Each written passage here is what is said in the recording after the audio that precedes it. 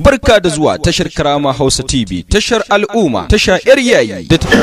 Mutumin da yake fama da matsala na yawan ciwon kai wanda baya jin magani.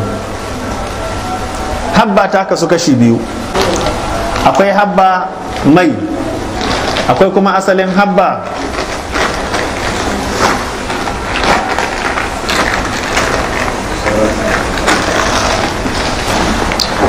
Akwai habba mai, akwai kuma asalin habba gari. Ya isa. Akwai habba mai habba, akwai manta, akwai garinta.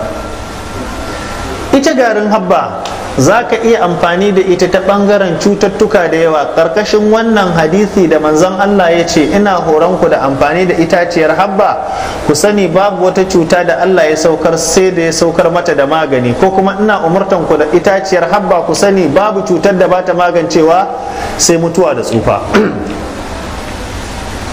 An gane? To a taƙaice ana amfani da garin habba da man habba ta hanyar cututtuka da yawa. Misali, mutumin da yake da mace ko shi kansa matarsa da shi suna fama da tsananin ciwon kai wanda bai jin magani, ana iya samun garin habba, a nika garin habba, ka karanta fatiha, ayatul kursi, kul huwa, falaki, nasi, ka saka a hancinka ka shaƙa kamar yadda mutanen kudu suke shaƙan abin nan da ake atishawa. Me sunansa? Angur.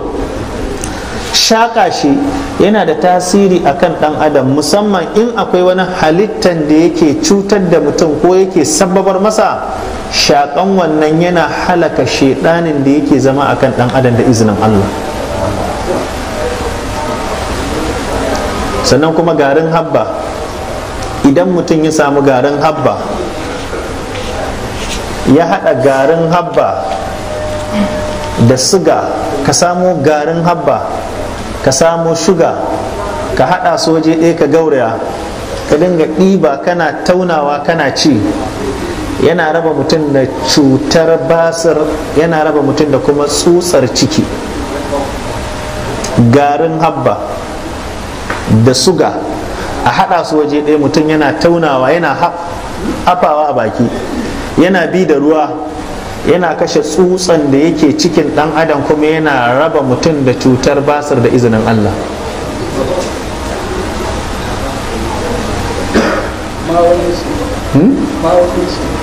Ban ji ba?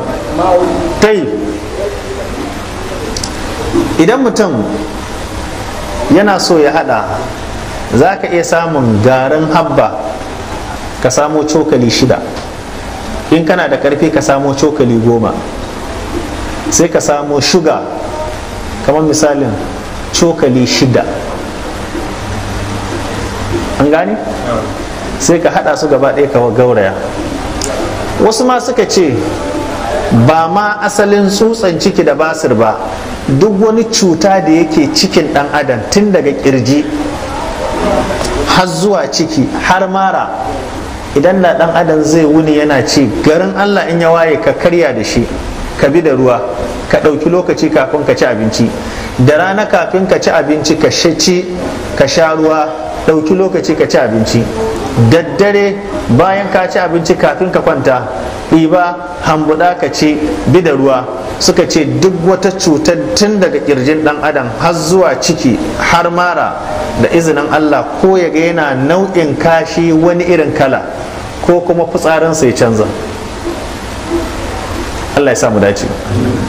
Barka da zuwa tashar Karama Hausa TV, tashar al'umma, tasha 'yar yayi da take gabatar muku da jeren giyan karatuttukan malaman addini na cikin gida Najeriya har ma da kasashen ƙetare. Tashar Karama Hausa TV ingantacciya 'yar yayi da aka samar da ita domin koyarwa bisa tafarkin manzo Nabi Muhammad sallallahu alaihi wa sallam. Muna sanya muku yadda ake hada magunguna addinin musulunci cikin sauki da rahusa domin gani ya koriji. Kasance da tashar Karama Hausa TV, tashar da take kula da rayuwar al'ummar al'ummar musulmi a faɗin zamani waɗansu lokutan mukan samu labaran duniya da karatuttukan nishaɗi musamman ga ƙananan yara. Kai dai je ka tashan mu a manhajar YouTube ka danna jan maballi sannan ka danna ƙararrawa. Kada ka manta yi likin tashar Karama Hausa TV kuma ka danna ƙararrawa domin samun duka shirye-shiryen mu idan mun sanya muku. Karama Hausa TV farin cikin al'umma. Domin neman ƙarin bayani ko turo mana shawarwari za a iya samun mu a lambar waya 091 2213 0231. Mun gode.